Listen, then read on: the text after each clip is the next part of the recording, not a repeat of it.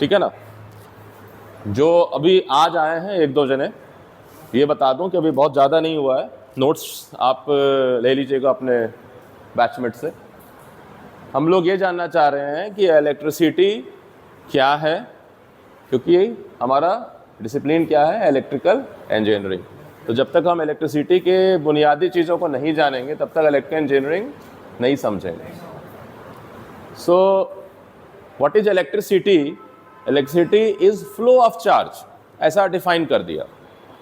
But what is charge, है ना। जैसे पानी अगर बह रहा है तो it is the flow of water, the current, धारा है, पानी की धारा। वैसे ही कोई भी चीज़ फ्लो कर रहा है तो उसके करंट को हम, यानी उसकी धारा को, रेट को, फ्लो को करंट कह रहे हैं। इलेक्ट्रिक चार्ज फ्लो कर रहा है तो उसके फ्लो करने को हम इलेक्ट्रिक करंट कह रहे हैं। बट चार्ज क्या है? तो चार्ज मैटर का बुनियादी प्रॉपर्टी है, इंट्रिंसिक बिहेवियर है, वो जन्म लिया है उसके साथ, है ना। तो हमें डिफाइन तो कर देंगे, it is intrinsic property of a matter, मगर हमें उसको समझने के लिए उसके एप्लीकेशन पे जाना पड़ेगा। अगर आपको किसी व्यक्ति को समझना है तो आपको उसके कैरेक्टर को समझना पड़ेगा, वो क्या करता है ना। कोई बैचमेट आपका भी आएगा और आप बोलोगे कल का नोट्स दिखा दो, हाँ लिख लो, तो आप कहोगे बहुत कोऑपरेटिव है। और सो कोई अगर टालेगा तो आप बोलेगा ये is not cooperative enough. So charge is what charge do, charge जो एग्जिबिट करता है तभी हम चार्ज को समझ सकते हैं, अन्यथा बस डिफाइन करने से कुछ नहीं होगा। तो चार्ज एक प्रॉपर्टी है जिसके कारण अट्रैक्शन या रिपल्जन कैरेक्टर आ जाता है कुछ मैटर्स में, है ना, due to frictional force. Simple जो फेनोमेना हमने देखा है घरों में कि हमने सूखी कंघी ली और बाल में उसको रब किया तो देखा कि उसमें अट्रैक्टिव पावर आ गया है, स्मॉल स्मॉल जो पेजेस के छोटे छोटे टुकड़े हैं उनको खींचने की शक्ति आ गई है, उसके पहले नहीं था। ऐसे कोई भी कॉम को लेके करेंगे तो नहीं होगा। सो जब हम कॉम को रब कर रहे हैं अगेंस्ट हेयर तो something comes in the com, कुछ ना कुछ शक्ति आ गई उसके अंदर, कुछ ना कुछ क्षमता आ गई उसके अंदर में। वो क्षमता क्या है? वो क्षमता है टू अट्रैक्ट। और भी क्षमता हो सकता है रब करने के बाद उसमें लाइट क्रिएट हो जाए, मान लीजिए, तो एक अलग प्रॉपर्टी होती है कि भाई इसके अंदर में इल्यूमिनेशन क्रिएट हो जाता है, थोड़ी देर लाइट देता है, ये ऐसा नहीं है। तो उसमें इलेक्ट्रिकल प्रॉपर्टी आ रही है, ऑप्टिकल प्रॉपर्टी नहीं आ रही है, लाइट रिलेटेड प्रॉपर्टी नहीं आ रही है। कौन सी प्रॉपर्टी आ रही है? इलेक्ट्रिकल प्रॉपर्टी आ रही है कि भाई ये जो है अट्रैक्ट कर रहा है, अट्रैक्शन एट अ डिस्टेंस। मुझे अगर आपको अपने तरफ खींचना है तो मुझे आपको होल्ड करना पड़ेगा, है ना, लेकिन ये कांटेक्ट फोर्स होगा। लेकिन अगर मैं बिना कांटेक्ट की किसी चीज़ को खींच लूँ तो ये नॉन कांटेक्ट फेनोमेना है। इसका मतलब है कोई इसमें क्षमता है जो इस चीज़ को खींच लेती है। इसका कारण ढूंढा गया तो कुल मिला के हुआ कि भाई चार्ज दो तरह के होते हैं, एक होता है पॉजिटिव चार्ज, एक होता है नेगेटिव चार्ज, क्योंकि दोनों को जोड़ देंगे तो न्यूट्रल हो जाएगा। पॉजिटिव और नेगेटिव साइन दिया गया है ताकि अगर दोनों बराबर मात्रा में है तो जीरो इफेक्ट आए, इसलिए एक पॉजिटिव और एक नेगेटिव साइन दे दिया गया। ठीक है, तो अगर चार्ज जो है पॉजिटिव और नेगेटिव दो तरह का और दोनों बराबर है किसी मटेरियल में तो न्यूट्रल है, उसके अंदर कोई भी प्रॉपर्टी नहीं है खींचने की या ढकेलने की। जब हम फ्रिक्शनल क्रिएट करते हैं, फ्रिक्शन यानी रब करते हैं कॉम को अगेंस्ट हेयर, तो कुछ चार्ज टूट करके, शायद नेगेटिव टूट करके कॉम में आ जाता है। तो जिधर से चार्ज की कमी हो गई उसमें कुछ और चीज़ बढ़ गया, एक में चार्ज बढ़ गया, ऐसे करके चार्ज इम्बैलेंस हो गया, यानी यहाँ से वहाँ ट्रांसफ़र हो रहा है ना। जैसे आपके अकाउंट से मनी ट्रांसफ़र कर दें तो आप में कुछ घट गया, उसमें कुछ बढ़ गया। इसी तरह से चार्ज जो है वो किसी फ्रिक्शनल एक्टिविटी के कारण ट्रांसफ़र हो जाएगा। आसमान से जो बिजली गिर रही है वो भी ट्रांसफ़र ऑफ चार्ज ही है। बादलों में बहुत सारा इलेक्ट्रॉन इकट्ठा हो जाता है, क्योंकि अब हम एटॉमिक स्ट्रक्चर जानते हैं, इसलिए अब हम 19वीं शताब्दी में समझ गए कि भाई एटम है, एटम में प्रोटॉन है, इलेक्ट्रॉन है, न्यूट्रॉन है। इलेक्ट्रॉन जो है डेट कैन इज मूवेबल, वो वहाँ से निकल करके मूव कर सकता है आउटसाइड द मैटर। तो वहाँ से पता चल गया भाई कि नेगेटिव चार्ज ही मूव करता है, पॉजिटिव चार्ज नहीं मूव कर रहा है। लेकिन सॉल्यूशन अगर कोई चीज़ का बना रहे हैं, डिस्टिल वाटर है, प्लेन वाटर है, उसमें नमक डाल दिया तो NaCl सॉल्टी वाटर बन गया, सोडियम का भी आयन बन गया Na+, क्लोरीन का भी आयन बन गया Cl-, और वो दोनों मूव कर सकता है ऐसे करके। सो चार्ज सॉल्यूशन अगर कोई चीज़ का बना रहे हैं, इलेक्ट्रोलाइटिक सॉल्यूशन, तो चार्ज पॉजिटिव नेगेटिव दोनों हो सकता है। लेकिन बाकी जगह जो कंडक्शन हो रहा है, खासतौर पे सॉलिड में या एयर में, हम ज़्यादातर देख रहे हैं, अगर मैं आकाशीय बिजली की बात करूं, यानी जो एटमॉस्फेरिक इलेक्ट्रिसिटी है, it is the discharge of electrons. So जो बादल है उसमें बहुत सारा इलेक्ट्रॉन इकट्ठा हो जाता है, इतना ज़्यादा हो जाता है कि अब वो और नहीं संभाल सकता है, तो इट सर्चेस कि कहाँ उसको मैं डिस्चार्ज कर दूँ। तो जो भी पॉइंटेड एंड होता है, कोई भी बड़ी बिल्डिंग होती है जो उसके नज़दीक पड़ रही होती है, उस पर बिल्डिंग पे गिरता है चार्ज। कभी कभी बिल्डिंग तबाह हो जाती है, कोलैप्स हो जाता है, इसलिए क्या करते हैं, हम एक लंबा रॉड लगाते हैं बिल्डिंग पे, इसको लाइटनिंग अरेस्टर बोलते हैं, और उसको केबल से कनेक्ट किए रहते हैं और ज़मीन में अर्थ कर देते हैं। तो जब बिजली गिरती है तो बिजली का खास बात यह है कि बिजली किसी पॉइंटेड एंड पे गिरती है।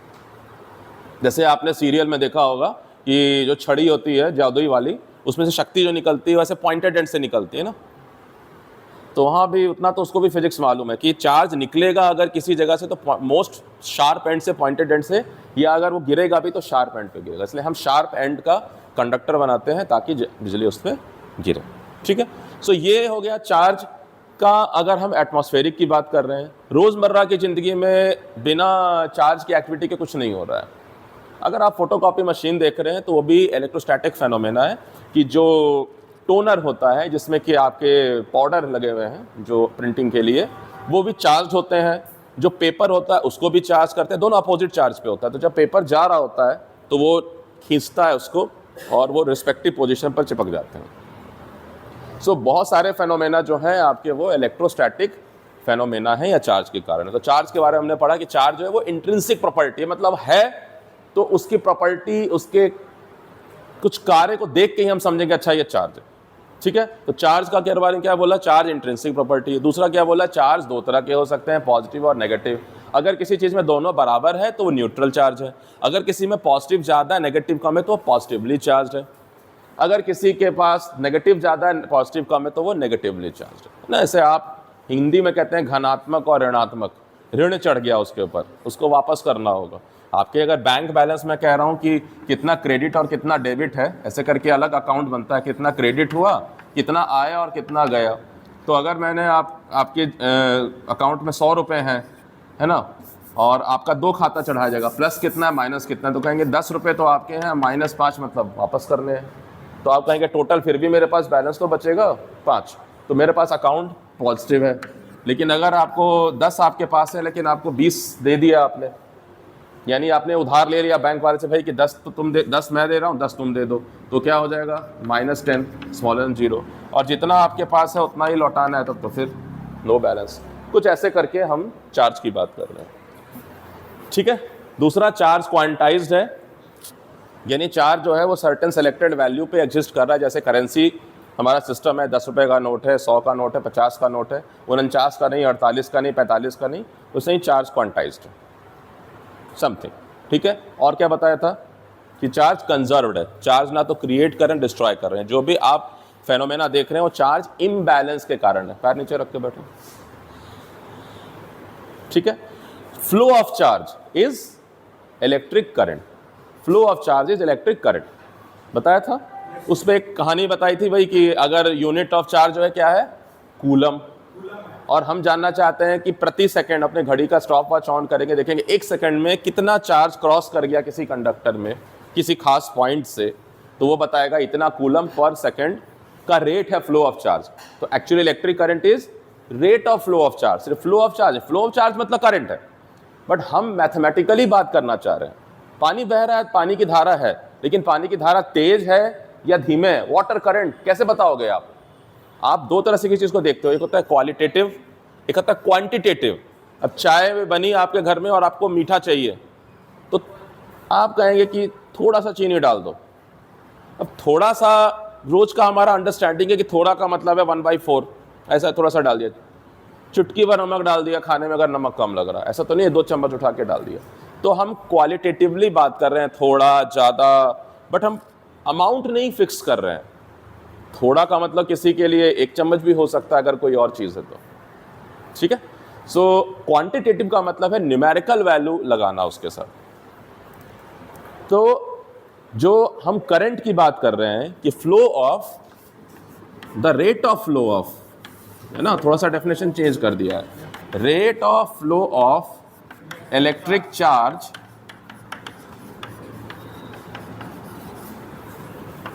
इज कॉल्ड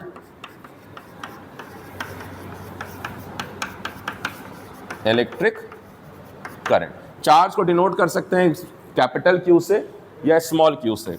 तो चार्ज और इसका यूनिट क्या होता है, कूलम, जिसको हम डिनोट कर सकते हैं सी से। और अमाउंट ऑफ चार्ज फ्लो करेगा for a given amount of time, जिसको हम टी से दिखा रहे हैं, और यूनिट क्या है इसका, सेकंड है, सेकंड है ना। तो ये हो गया कूलम पर सेकंड, है ना, समथिंग। तो मैं अगर कह रहा हूं कि भाई 40 कूलम का चार्ज 10 सेकंड में क्रॉस किया है, तो मतलब 4 कूलम 1 सेकंड में क्रॉस किया है। 10 सेकंड में अगर 40 कूलम क्रॉस कर गया तो प्रत्येक 1 सेकंड में 4 कूलम, तो 4 कूलम पर सेकंड को हम एक नया नाम देते हैं उसको 4 ampere. So unit of electric current is ampere, unit of electric charge is, आते चाहिए, पूछना नहीं, आते जाए, कूलम। आ जाए, पूछना नहीं है, क्लास स्टार्ट है तो आप पूछना नहीं है। So rate of flow of electric charge, flow of charge current है, लेकिन उस करंट को अगर हम परिभाषित करना चाहते हैं कि कितना है, किसी का ज्यादा है, किसी का कम है, पानी का धार ज्यादा है कम है, तो आप बोलेंगे ना अमाउंट ऑफ वाटर ज्यादा फ्लो कर रहा है तो फ्लो ज्यादा है, amount of water come flow कर रहा है तो फ्लो कम है। इन कितना रिश्ता है आपस में? भाई एक नल जो है वो एक बाल्टी को 1 मिनट भर देता है, दूसरा नल उसी बाल्टी को 2 मिनट भरता है, तो आप कहेंगे इसका फ्लो दुगना है। जो 1 मिनट भर दे रहा है उसका रेट ऑफ फ्लो ज़्यादा है। तो हमें क्वांटिटेटिव होना पड़ेगा, तभी हम आगे बढ़ पाएंगे ना। आप सिंपल खाना भी खाते तो रोटी पूछ लेते हैं 4 खाओगे कि 5 खाओगे, सब्जी पूछ लेते तो 1 कटोरी खाया 2 खाया, खुराक पूछते ना भाई मैं तो 1 थाल खाता हूँ, 4 रोटी होती है, 2 कटोरी दाल होती है, ऐसे। तो आप खुराक तो बता रहे हैं ना। अगर आपका वेट का बात करूँ तो इट इज़ अ नंबर, बिना नंबर बताया तो नहीं बता सकता आप ज़्यादा हो कम हो। अब दिखने में 2 लोग करीब करीब बराबर हो, बट वेट चेक करूँगा पता चलेगा 100 ग्राम ज़्यादा है। तो क्वांटिटेटिव होने से क्या हमें कोई ना गेस वर्क खत्म हो जाता है कि हम कह देंगे हाँ ये ज़्यादा दिख रहा है, हो सकता है इसका बिल्ड बोन डेंसिटी ज़्यादा हो तो दिखने में लीन एंड थीन हो, but he is good weight. So quantify करना बहुत जरूरी। इंजीनियर का मतलब है हर चीज़ का एक नंबर हमें ढूंढना पड़ेगा, और नंबर के साथ एक यूनिट भी ढूंढना पड़ेगा, एक पैमाना कि इसके प्रोपोर्शनल में हमको काउंट करना है। So rate of flow of electric charge हम ऐसे पढ़ेंगे, इज इक्वल टू हो जाएगा इलेक्ट्रिक करंट। अच्छा, Q बाई टी ऐसे करके लिख देते हैं किताब में, Q बाई टी, बट ध्यान दीजिएगा कि Q जो है it is the difference of 2 quantity, कि भाई अभी जिस समय मैं टाइम देख रहा हूं उस समय कितना चार्ज फ्लो कर रहा था, और जिस समय मैं जहां तक देखा उसके बीच में कितना चार्ज फ्लो किया। सो अमाउंट ऑफ चार्ज जो फ्लो कर रहे हैं वो हम किसी टाइम पीरियड में देख रहे हैं। टी का मतलब sum difference of the time, है ना। कोई कभी कभी डेल क्यू भी लिख देते हैं, बट ठीक है। तो ध्यान रखिएगा कि जो टी है it is a time period, है ना। 1 सेकेंड हम बोल रहे हैं क्योंकि हम 1 सेकेंड का टाइम पीरियड ले रहे हैं, ठीक है। It is Q by T का मतलब टी बराबर 1 सेकेंड पर नहीं था। It is not about point of time कि भाई जब घड़ी में 1 सेकेंड हुआ तो 1 सेकेंड जैसे खट 1 कूलम, नहीं। वो कह रहा है 0 से 1 सेकेंड के बीच में एक 40 कूलम चार्ज, सॉरी ये 4 कूलम चार्ज पास किया। बात समझ रहे हैं ना। It is not about point of time कि जब घड़ी 0 1 तो कहा 1 पे 4 पार कर गया, नहीं, 0 से 1 के बीच में 4 कूलम पार किया, फिर 1 से 2 के बीच में 4 का, फिर 2 से 3 में फिर 4, इस तरह से 10 सेकेंड में 40 हुआ। Always we are talking about period of time. So हमें एक्चुअली इसीलिए डिफरेंस ऑफ टाइम लिखना चाहिए, टी फाइनल माइनस टी। हम जब घड़ी देखना शुरू किए, जब तक देखे तब तक। बात समझ में आ रही है ना। नहीं तो ये ना, ये डेफिनेशन अगर सिर्फ Q बाई टी लिखूंगा बोलने के लिए ठीक है, लेकिन कभी अगर आपको बोल दिया कि 10:05 पर जब देखना शुरू किया से लेकर के 10 बजे तक 6 मिनट तक देखा, तब बताइए कितना चार्ज फ्लो किया, ठीक है। तो आपको कंफ्यूजन नहीं होना चाहिए। तो ध्यान रखिएगा कि फ्लो ऑफ इलेक्ट्रिक चार्ज हम ये नहीं बोलते हैं, normally flow of electric charge बोलते हैं, बट मुझे लगता है कि अगर हम इसको साथ में जोड़ लें तो हम बेटर इंजीनियर होंगे। हमें समझ में आएगा भाई हम रेट ऑफ फ्लो देख रहे हैं। Something divided by something is always rate. इसके रिस्पेक्ट में वो कैसे बदल रहा है, कहीं ना कहीं हम रेट की चर्चा कर रहे हैं। जब आप मैथ्स में कैलकुलस पढ़ेंगे तो आप वहां रेट ही पढ़ रहे हैं, ठीक है। बिठा दो।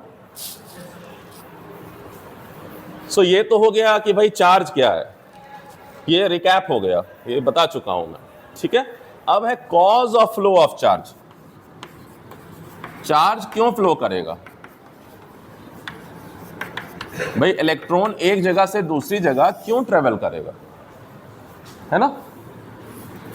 हम कह रहे हैं कि ये तार है और तार में कोई करंट, और करंट का हम किससे डिनोट करते हैं? आई से।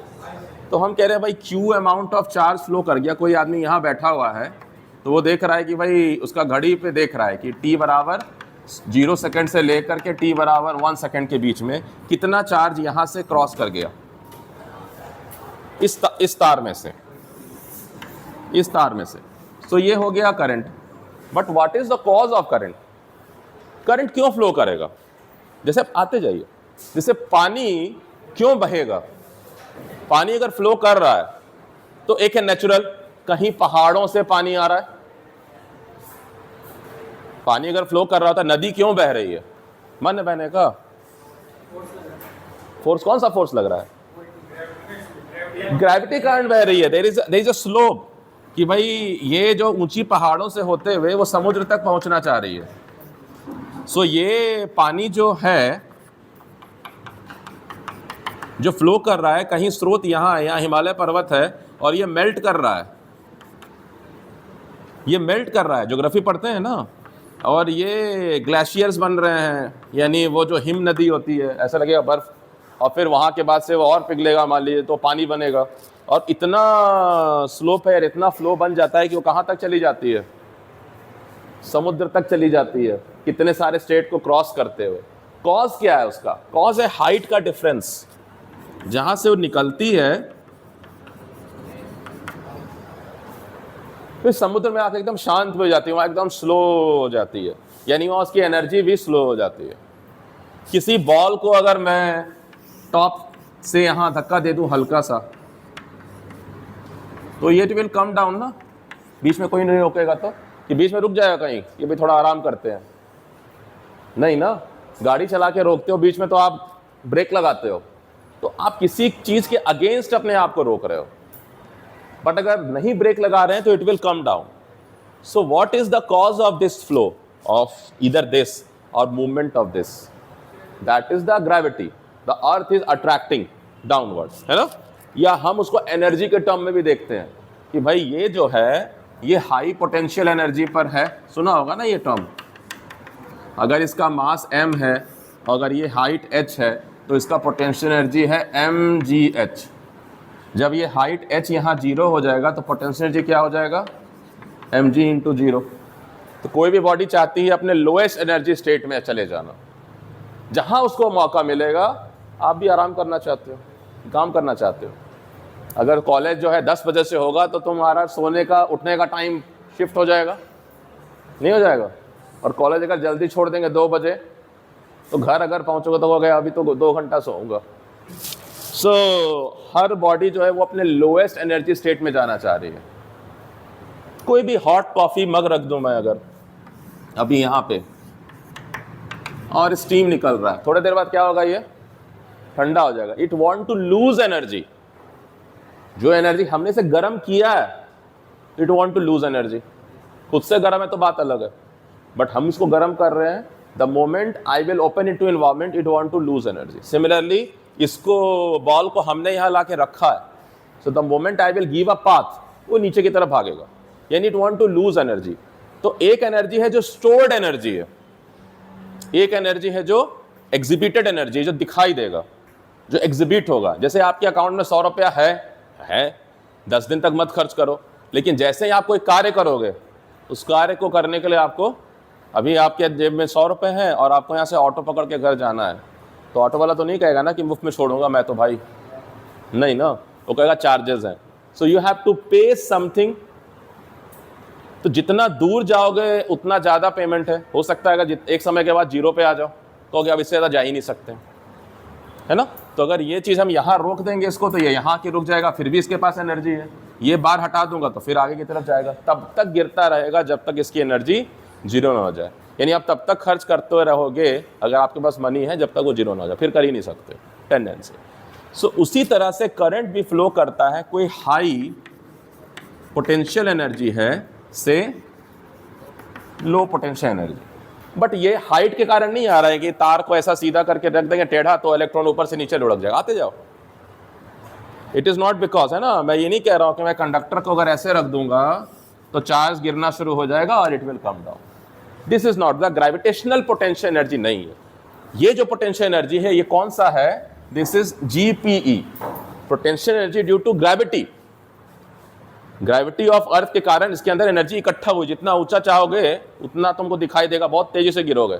अगर यहाँ से चढ़ के कूदूंगा तो थोड़ा कम हो, और दूसरी से छलांग लगा दूंगा तो फिर तो गया, क्योंकि पूरा का पूरा एनर्जी ज़्यादा हो गया और it will come in the form of kinetic. So ये ग्रेविटी के अगेंस्ट हमने एनर्जी डेवलप किया है, तो ये ग्रेविटेशनल पोटेंशियल एनर्जी है। स्प्रिंग को जब हम खींचते हैं या दबाते हैं तो उसके अंदर कौन सा एनर्जी आ रहा है? उसके भी एनर्जी स्टोर्ड हो रहा है, that is spring potential energy. जो भी चीज़ उसका नाम लगा दिया। उसी तरह से ये इलेक्ट्रिकल पोटेंशियल एनर्जी है। It will not be because of gravity, it will be because of some source. कोई सोर्स है जो इस डिफरेंस को क्रिएट करेगा। एक सोर्स होगा, एक जरिया होगा जो इस पोटेंशियल एनर्जी डिफरेंस को क्रिएट करेगा।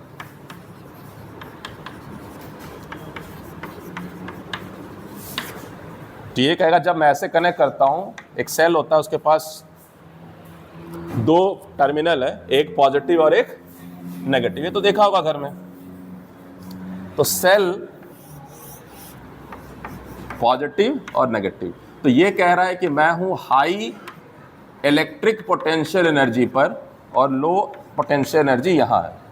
तो जब मैं किसी तार को कनेक्ट कर दूंगा, मान लीजिए मैंने एक बल्ब के साथ कनेक्ट कर दिया, बल्ब का ऐसे सिंबल बनाते हैं हम, या आते जाओ, तो क्या होगा? The charge will start coming from high to low. इससे नीचे जा ही नहीं सकते हैं, यहां आके रुक चला आएगा। सो कॉज ऑफ करंट क्या है? This voltage source. ये इलेक्ट्रिक पोटेंशियल एनर्जी जनरेट करता है, मतलब बनाता है, यहां ऑफर करता है। तो जो बॉडी यहां पर है हाई, जैसे ही उसको रास्ता देता हूं, तार एक रास्ता है, कंडक्टर एक रास्ता है, वो अपना यहां चलाता है। It is not due to slope, है ना। यहां स्लोप मतलब हाई इलेक्ट्रिक पोटेंशियल एनर्जी से low electric potential energy. So potential energy at this point will be known as voltage. यहां जो पोटेंशियल एनर्जी है उसको भी कहेंगे वोल्टेज, यहां भी पोटेंशियल एनर्जी इसको कहेंगे वोल्टेज। तो वोल्टेज कहां डिफाइन करते हैं? At a point, at a terminal.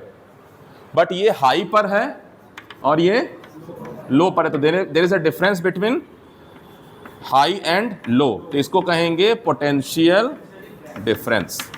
Basically it is potential energy difference. Potential मतलब क्षमता, आपके अंदर कितना पोटेंशियल है। जब तक आप एग्जिबिट नहीं करेंगे हमें नहीं पता है। भाई मैंने मैथ का एक क्वेश्चन दिया, अभी जिसको मैथ आता है वो सॉल्व करके बोलेगा हाँ इसको मैथ आता था। जब तक आप नहीं करोगे, आप अब एक को आता है बहुत अच्छा, बोलेगा मैं नहीं बनाने वाला, तो कैसे पता चलेगा? तो जब तक हम एग्जिबिट नहीं करेंगे, शो नहीं करेंगे, तब तक वो छुपा हुआ है, स्टोर्ड है। तो potential energy stored energy, but kinetic is the exhibiting. वो दिख रहा है, वो एनर्जी आपको बाकायदा दृश्यमान है। कोई चीज चल रहा है तो पता चल जाएगा भाई इसमें शक्ति है। अब दो लोग हैं, दोनों को एक कुत्ता दौड़ा तो पीछे एक बेचारा दौड़ेगा तेज, एक बढ़ेगा मैं मर जाऊंगा लेकिन दौड़ूंगा नहीं, वो बेचारा तैयार, उसके पास शक्ति ही नहीं है। सो potential energy is stored something. अब कैसे स्टोर्ड है और फिजिक्स का मामला है, क्योंकि हमें इंजीनियरिंग समझना है और बुनियादी फिजिक्स का क्लास अलग है, इसलिए मैं इसको ज़्यादा नहीं ओपन करना चाह रहा हूँ। नहीं तो ये अपने आप में थोड़ा समय दें अगर अच्छा खासा, तब बहुत बेहतर समझ में आएगा। तो मैं ये कतई नहीं कह रहा हूँ कि आपको बहुत अच्छा समझ में आ गया, लेकिन इतना समझ में आ रहा है कि अगर करंट फ्लो कर रहा है तो cause is difference between electric potential energy between 2 point. 2 point के बीच में कहीं ना कहीं पोटेंशियल एनर्जी का डिफरेंस है। एक हाई इलेक्ट्रिक पोटेंशियल एनर्जी पे है और चार्ज के पास ज्यादा एनर्जी था और जल्दी से जल्दी लूज करके लोएस्ट एनर्जी पॉइंट तक पहुंचना चाह रहा है। That is the cause. अब उस रास्ते में भाई तुम्हारे पास 1 लाख रुपया दे दिया, अगर मान लो कहूँ हर महीने देने वाला हूं, तो तुम यहाँ क्लास करने आओगे क्या? तुम सब मालूम महाकरोड़पति बन गए तुम, तो तुम्हारे प्लान शुरू हो जाएंगे। अमिताभ बच्चन जी पूछेंगे आपसे कि भाई आप क्या करेंगे, तो आप बोलेंगे भाई सबसे पहले तो डिप्लोमा छोड़ दूंगा ठीक है, और अब मैं घूमने निकल जाऊंगा। कश्मीर से कन्याकुमारी तक एक बार तो घूम के आता हूँ। तो when you are moving from Kashmir to Kanyakumari, you are spending money. तो आप अगर मनी स्पेंड करोगे तो क्या फेंकते जाओगे ट्रेन से? आपकी मर्जी। ओके भाई, मैं तो 100 रुपया हर 1 किलोमीटर पे फेंकूंगा, क्योंकि तू बड़ा कंजर है यार, 7 करोड़ है, 100 नहीं 1000 तो फेंक।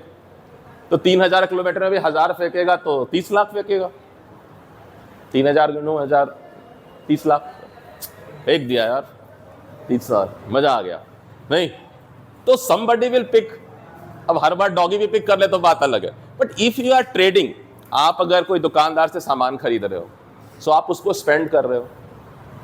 सो उसी तरह से इस रास्ते में ये हाई एनर्जी से चला, तारों से जाना है, लेकिन उस तार के बीच में हमने कोई बल्ब भी लगा दिया, तो वो कहेगा भाई वो जो इलेक्ट्रिकल एनर्जी था उसको मैं लाइट एनर्जी में कन्वर्ट कर देता हूँ। वो अपने मतलब का। भाई तुमने बाहर जो है एक चाय टी स्टॉल बना लो, जैसे MBBS चाय वाला सब, मान लो तुमने भी बना दिया डिप्लोमा चाय वाला। हाँ हाँ, मैं बहुत पहले सोचता था कि एक आइसक्रीम का ब्रांड बना देता हूँ, और DU वाले बच्चे जो होंगे साइंस कॉलेज के पास, उधर वो आइंस्टाइन और बोहर और सारा इलेक्ट्रॉन प्रोटो नाम से ब्रांड बन जाता है।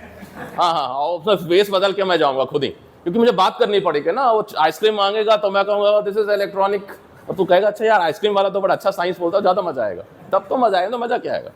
सो आप भी अगर हमारे डिप्लोमा चाय वाला बन गए, सो एनीबडी विल कम, यार अपना भाई है, 5 रुपए का चाय यहीं से पियेंगे, उसमें कोई बुराई नहीं है।